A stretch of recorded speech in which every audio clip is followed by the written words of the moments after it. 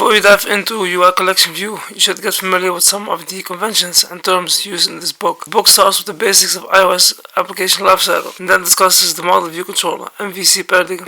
Even if you're an experienced iOS developer already familiar with these topics, I encourage you to read this chapter to make sure that you're on the same page, or screen so to speak. You're reading the rest of this book. Basics of the application lifecycle. The iOS application lifecycle differs a little from typical native applications on other platforms, although recent changes to OS 10 show Apple is interested in making the iOS lifecycle the norm. Developers no longer have hard and fast rules for when their applications are terminated, suspended, and so on. Let's start with a simple scenario to describe a typical application lifecycle. The user has just turned on his iPhone. No applications are running except for those that belong to the operating system. Your application is not running. After the user taps your app's icon, Springboard, part of the OS that operates the home screen of iOS, launches your app. Your app and the shared libraries it needs to execute is loaded into memory, while Springboard animates your default.png on the screen. Eventually, your app begins execution, and your application delegate receives the appropriate notification. When your application is running and in the foreground, it is in the active state. On iOS, users tend to only use any given application for a few seconds before returning to their phone, their pockets. After the user has put away your app by pressing the home button on her iPhone or iPad, your application enters the background state. Typically, apps have 10 seconds to complete any database saves or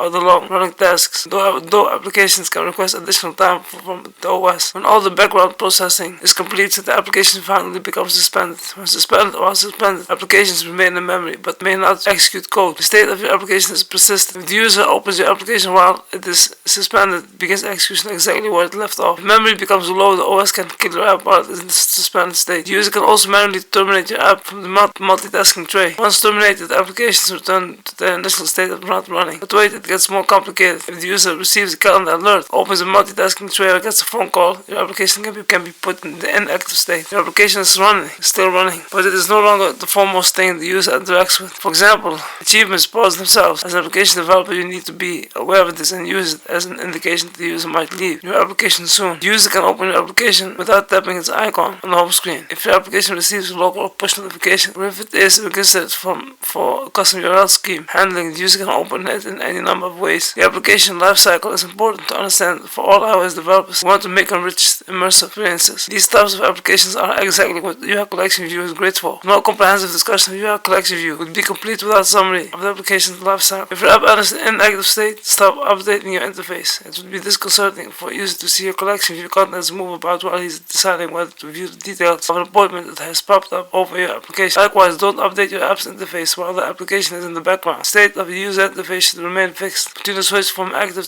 to background and back to active. Next is how to use the MVC model view controller. Before we dive into UI Collection View, you should get familiar with some of the conventions and terms used in this book. The book starts with the basics of iOS application lifecycle and then discusses the model view controller, MVC paradigm. Even if you're an experienced iOS developer already familiar with these topics, I encourage you to read this chapter to make sure that you're on the same page, or screen so to speak. You're reading the rest of this book. Basics of the application lifecycle. The iOS application lifecycle differs a little from typical native applications on other platforms, although recent changes to OS 10 show Apple is interested in making the iOS lifecycle the norm. Developers no longer have hard and fast rules for when their applications are terminated, suspended, and so on. Let's start with a simple scenario to describe a typical application lifecycle. The user has just turned on his iPhone. No applications are running except for those that belong to the operating system. Your application is not running. After the user taps your app's icon, Springboard, part of the OS that operates the home screen of iOS, launches your app. Your app and the shared libraries it needs to execute is loaded into memory, while Springboard animates your default.png on the screen. Eventually, your app begins execution, and your application delegate receives the appropriate notification. When your application is running and in the foreground, it is in the active state. On iOS, users tend to only use any given application for a few seconds before returning to their phone, their pockets. After the user has put away your app by pressing the home button on her iPhone. Before we dive into UI Collection View, you should get familiar with some of the conventions and terms used in this book. The book starts with the basics of iOS application lifecycle and then discusses the model view controller, MVC paradigm.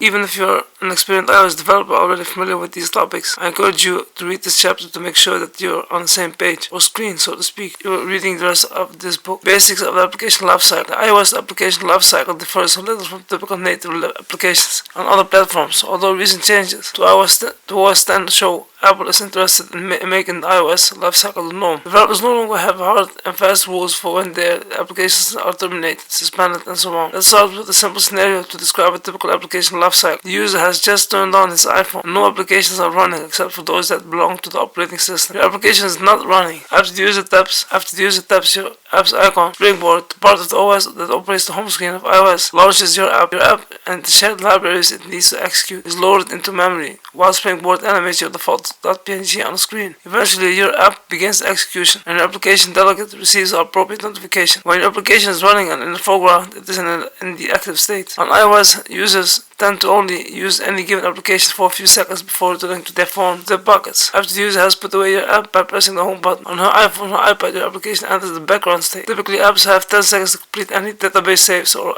other long-running tasks, though applications can request additional time from the OS. When all the background processing is completed, the application finally becomes suspended. When suspended, applications remain in memory but may not execute code. The state of your application is persistent. If the user opens your application while it is suspended, begins execution exactly where it left off. If memory becomes low, the OS can kill your app while it is in the suspended state. The user can also manually terminate your app from the multitasking tray. Once terminated, applications return to their initial state of not running. But wait, it gets more complicated. If the user receives a calendar alert, opens a multitasking tray, or gets a phone call, your application can be put in the inactive state. Your application is still running, but it is no longer the foremost thing the user interacts with. For example, achievements pause themselves. As an application developer, you need to be aware of this and use it as an indication that the user might leave your application soon. The user can open your application without tapping its icon on the home screen. If your application receives a local or push notification, or if it is registered for a custom URL scheme handling, the user can open it in any number of ways. The application lifecycle is important to understand for all iOS developers who want to make enriched immersive experiences. These types of applications are exactly what UICollectionView is great for. No comprehensive discussion of UICollectionView would be complete without a summary of the application's lifecycle. If your app enters an inactive state, stop updating your interface. It would be disconcerting for a user to see your collection view contents move about while he's deciding whether to view the details of an appointment that has popped up over your application. Likewise, don't update your app's interface while the application is in the background. The state of the user interface should remain fixed. Continue to switch from active